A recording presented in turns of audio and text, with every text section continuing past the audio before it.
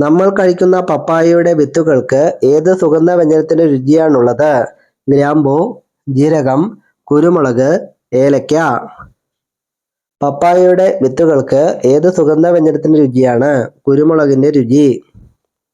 ഏത് പഴം കഴിച്ചാലാണ് പല്ലുകൾ സ്വാഭാവികമായി വെളുക്കാൻ സഹായിക്കുന്നത്?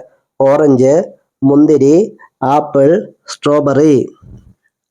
പല്ലുകൾ സ്വാഭാവികമായി വെളുക്കാൻ സഹായിക്കുന്നത് സ്ട്രോബെറി കഴിക്കുന്നതിലൂടെയാണ്. ലോകത്തിലെ ഏറ്റവും കൂടുതൽ വിറ്റഴിക്കപ്പെടുന്ന ബിസ്ക്കറ്റ് ഏതാണ്? Marigold, Oreo, Parle G, Good Day. ഏറ്റവും കൂടുതൽ വിറ്റഴിക്കപ്പെടുന്ന ബിസ്ക്കറ്റ് ആണ് ഓറിയോ. ഏത് പച്ചക്കറിയാണ് വിറ്റാമിനുകളുടെ രാജാവ് എന്ന് അറിയപ്പെടുന്നത്? പാവയ്ക്ക, മുരിങ്ങയില, ബ്രോക്കോളി, ചീര. വിറ്റാമിനുകളുടെ രാജാവ് എന്നറിയപ്പെടുന്നത് മുരിങ്ങയിലയാണ്. പഴയകാലത്ത് ചൈനയിൽ സമ്പത്തിന്റെ പ്രതീകമായി കരുതിയിരുന്ന ഭക്ഷണ സാധനം ഏത്? ഉപ്പ്, തേയില, മുട്ട, അരി. സമ്പത്തിന്റെ പ്രതീകമായി കരുതിയിരുന്ന ഭക്ഷണ സാധനമായിരുന്നു തേയില. ലോകത്തിലെ ഏറ്റവും പഴയ ചൂയിങ് ഗം എന്തിൽ നിന്നാണ് ഉണ്ടാക്കിയിരിക്കുന്നത്? അരിപ്പൊടി, പ്ലാസ്റ്റിക്, മരത്തിന്റെ കറ, റബ്ബർ. മരത്തിന്റെ കറയിൽ നിന്നുമാണ് ഉണ്ടാക്കിയിരുന്നത്. തേനൊഴികെ ഒരിക്കലും കേടാകാത്ത മറ്റൊരു ഭക്ഷണ പദാർത്ഥം ഏത്? ശർക്കര, ഉപ്പ്, നെയ്യ്, ഉണക്കമീൻ. തേനൊഴികെ ഒരിക്കലും കേടാകാത്ത മറ്റൊരു ഭക്ഷണ പദാർത്ഥമാണ് ഉപ്പ്. ലോകത്തിൽ ഏറ്റവും കൂടുതൽ മാമ്പഴം ഉൽപ്പാദിപ്പിക്കുന്ന രാജ്യം ഏത്? India, Pakistan, Brazil, China. ലോകത്തിൽ ഏറ്റവും കൂടുതൽ മാമ്പഴം ഉൽപ്പാദിപ്പിക്കുന്ന രാജ്യമാണ് ഇന്ത്യ. ഏത് നിറത്തിലുള്ള ആപ്പിൾ കഴിച്ചാലാണ് ഹൃദയാരോഗ്യത്തിന് ഏറ്റവും നല്ലത്? ചുവപ്പ്, മഞ്ഞ, പച്ച, എല്ലാം ഒരുപോലെ. ഏത് നിറത്തിലുള്ള ആപ്പിൾ കഴിച്ചാലാണ് ഹൃദയാരോഗ്യത്തിന് നല്ലത്? ചുവപ്പ് നിറത്തിലുള്ള ആപ്പിൾ. നമ്മൾ വിദേശിയാണെന്ന് കരുതുന്ന എന്നാൽ ഇന്ത്യയിൽ ആദ്യമായി കൃഷി ചെയ്ത പച്ചക്കറി ഏതാണ്? ക്യാബേജ്, വഴുതനങ്ങ, തക്കാളി, ഉരുളക്കിഴങ്ങ്. വഴുതനങ്ങയാണ് ശരിയായ ഉത്തരം. ആവാസ വ്യവസ്ഥയിലെ ഉൽപാദകർ എന്നറിയപ്പെടുന്നത്? ഹരിതസസ്യങ്ങൾ, സ്വപോഷികൾ, പരപോഷികൾ, ഉപഭോക്താക്കൾ. ആവാസ വ്യവസ്ഥയിലെ ഉൽപാദകർ എന്നറിയപ്പെടുന്നത് സ്വപോഷികളാണ്.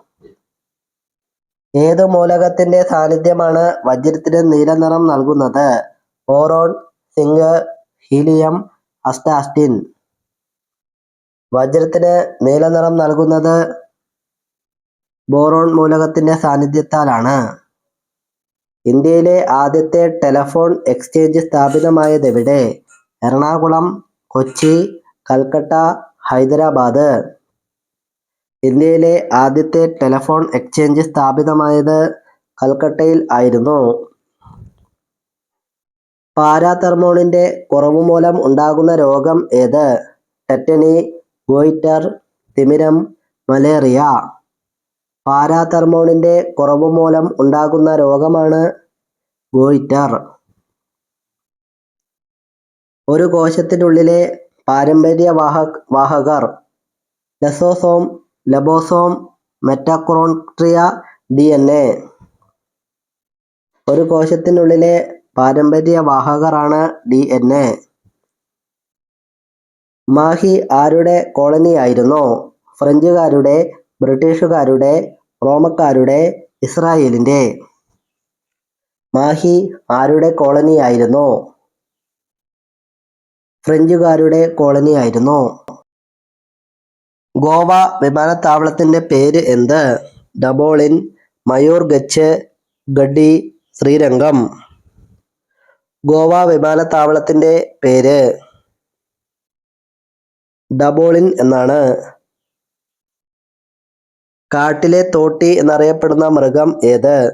ജിറാഫ്, കഴുതപ്പുലി, മാൻ, കുറുക്കൻ. കാട്ടിലെ തോട്ടി എന്നറിയപ്പെടുന്ന മൃഗം ഏത്? കഴുതപ്പുലിയാണ്. ഭൂമിയുടെ ഇരട്ട എന്നറിയപ്പെടുന്ന ഗ്രഹം ഏത്?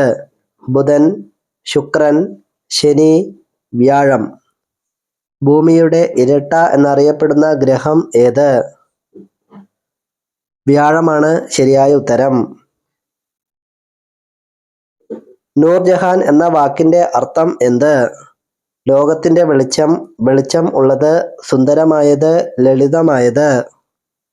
നൂർജഹാൻ എന്ന വാക്കിന്റെ അർത്ഥം ലോകത്തിന്റെ വെളിച്ചം എന്നാണ്. ആരോഗ്യമുള്ള ഒരു ബീജം ഉള്ളിലേക്ക് പ്രവേശിക്കാൻ എടുക്കുന്ന സമയം 1 മണിക്കൂർ, 10 മിനിറ്റ്, 12 മണിക്കൂർ, 24 മണിക്കൂർ.